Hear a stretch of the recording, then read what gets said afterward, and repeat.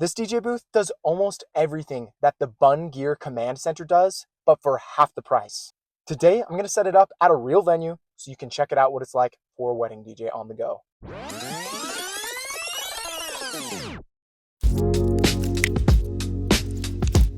The whole thing is pretty heavy. I'll look at the actual weight of this bad boy when I get home, but it is super portable.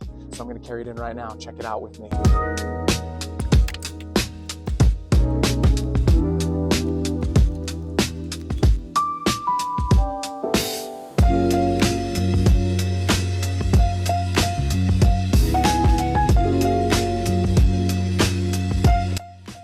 All right, the booth I'm going to be setting up today is the Timber Groove booth sold by KPODJ. It is super good looking, it's very portable, and I really think it's pretty quick to set up too. So I am going to set it up right now with a time lapse so you guys can see just about how long it takes me. Then I'll show you what it looks like behind the scenes and that sort of thing.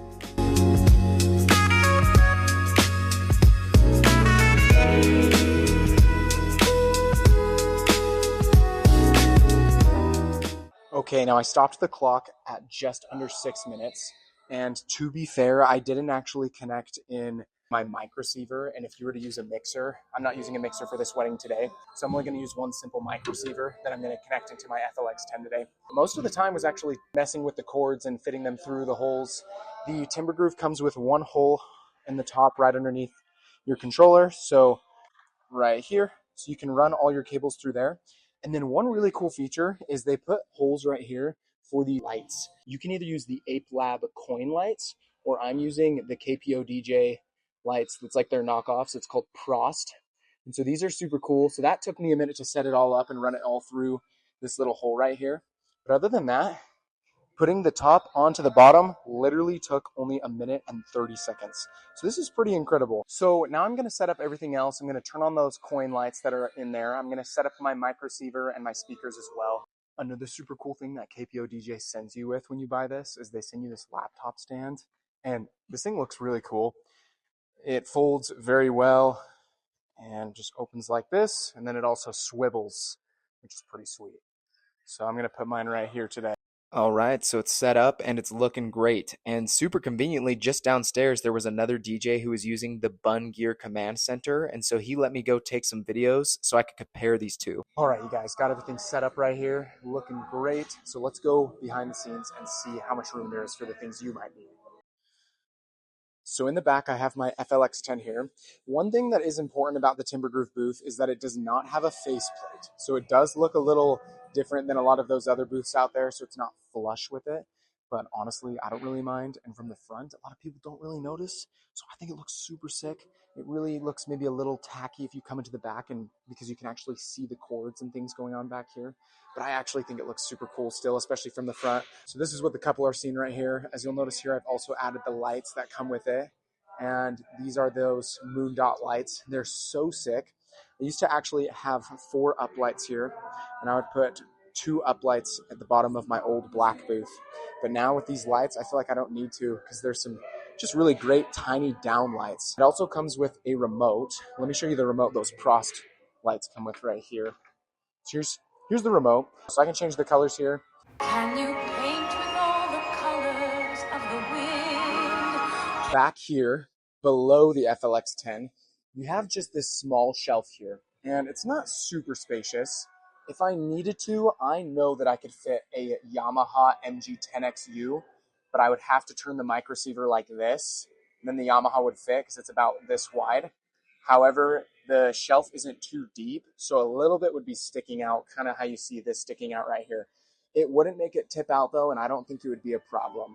So, and then you got all the cords right here that are running through this top portion. They run right down through and they go straight into your power strip right here, which is super nice. From the back, here's what you'll see from my perspective. Wow. With the top shelf, there's a good amount of space right here where you can put anything you might need. So I just put my iPad in here, and I actually have the iPad plugged into my controller just in case if I need it as a backup if my laptop were to fail. It's got the same thing on the other side, things for like your headphones or your microphones. Once again, it's not as superior as the Bunn booth in this sense where it's got like a microphone holder and that sort of thing. But for what it is and for what it costs, it's pretty incredible. It's also super incredible that the entire thing can fit in this facade bag. That was a big selling point for me because I just drive a small car and it fit all in it. So that was really sweet. So let's see how it worked at the wedding. The photographer seems to be taking some great pictures of not just the people, but this time of my booth. So I wanted to show you guys some of the dance floor videos that I got from this wedding.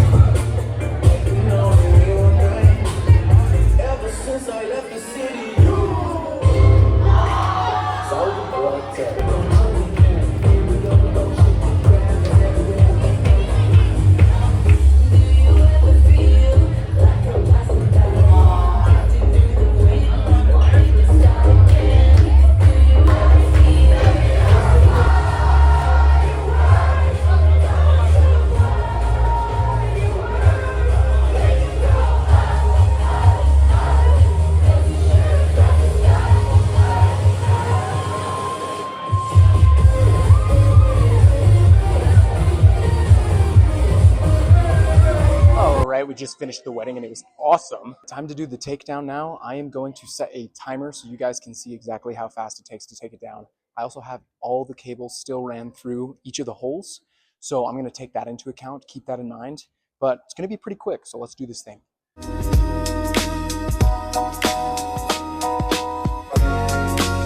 So I got the whole thing put away over here, which is awesome. There are still a few cables out, which I will get to that soon, but for the purpose of this table, my timer said 7 minutes and 30 seconds. So pretty quick. One of the great things about this as well is they give you this Pro X Facade Bag. It's not the best padding, but it's got some padding, which gives me that comfort. The laptop stand actually also fit inside of that thing. I don't know if you guys saw that. So the laptop stand, the shelf that goes in the back, the foldable pieces all fit inside each other into this one piece right here, making it perfectly portable and literally even portable enough to fit in a Toyota Camry back seat. Okay, so it's the day after the wedding, and I want to share my final thoughts with you guys. First things first, here's a bunch of things I love about this booth. It fits really good with the FLX10, which is the controller I'm using. It probably also fits really well with the Rev 7 and other controllers that are the same size. The reason I got this booth over other DJ booths is because it doesn't need to be custom made to fit your controller. It would have even fit with the FLX4 if I wanted to, which was the controller I was using before. It would look a little goofy though, because there would be a lot of space and the crowd actually would see that. But for that reason, I decided to pull the trigger. I really love what it's going to do for my content creating. I feel like I'm really proud of how my booth looks, and I feel like the photographers and the wedding guests notice this as well. It's super cool that the photographer will actually start seeing your booth as a detail and want to take pictures of it to include in their portfolio. That content is priceless for you. Because I didn't have a facade blocking me anymore, I felt like I was more connected with the crowd, which made the experience a lot more fun for me. KPODJ was also super helpful in helping me understand the size of this thing, and they helped me answer a lot of the questions I had. I actually had a text thread with one of the KPODJ employees, and we texted back and forth about a bunch of the questions. I sent screenshots. I even drew little circles saying, hey, what about this size, the size of this? And she helped me out a ton. So they were super helpful, and I really appreciate that. They also sent this little brochure to me. They have this DIY repair sheet since it is made of wood. If you ever get any scrapes or bumps on it, they have methods to help you make it look good again. They also offer free FaceTimes, which is something I really appreciate because when you're spending over $1,000 on a product, I feel like you need to be able to get some support. Now, here's some of the things I didn't like as much. When I got the booth, I noticed it did have a little crack in the front of it. Now, it wasn't too noticeable, and I really don't think anybody from the wedding would even notice this, but it was kind of frustrating for me. It's one of those things too where it's such a big thing that it's like, I don't know if I want to send it back and say, give me a new one because of this tiny little crack. Once again, not a huge deal, and it really didn't change the value of this thing at all, in my opinion. One other thing is when you look at it up close, it does look a little bit cheap in the sense that it looks like it's super easy to build, which can be a good thing. If you had the measurements of this thing and you had basic woodworking skills, you could very easily build it on your own. I noticed the hinges in it are literally just door hinges that are painted white. And the wood is probably just plywood. So it's super, super simple. My old Odyssey folding table had literally the shelf that would like fold in with it. But this one is just something you slide in. Some other parts that's maybe a little cheap is one of the shelves. They literally just have a laundry bag as its cover, which is fine. I don't really care. But they didn't have a cover for the other shelf, and so I didn't want it to get all scuffed up, and so I literally just put it in one of my old t-shirts. This booth also does not have a bottom plate. It just stands right the way it is. A lot of the competitors do have a bottom plate, which does make it look pretty cool, but I still think the look of this one was really impressive for what it is. In conclusion, overall, this thing is awesome. I think it was a way good investment for me, and I think it's really going to up my value as a wedding DJ without me having to spend $3,000. For the final pricing, it's $1,350 for the basic. It's $1,420 if you want to add the Moondot lights, which is the one that I did. It's $1,700 if you want to use the Ape Labs coin lights. I do think the Command Center by Bunn Booth is definitely higher quality. The fact that it's covered in aluminum really helps it hold its value well, whereas this one is more likely to get scuffed up over time and you'd have to take more time to fix it. But is the Bunn Booth worth $1,700 more?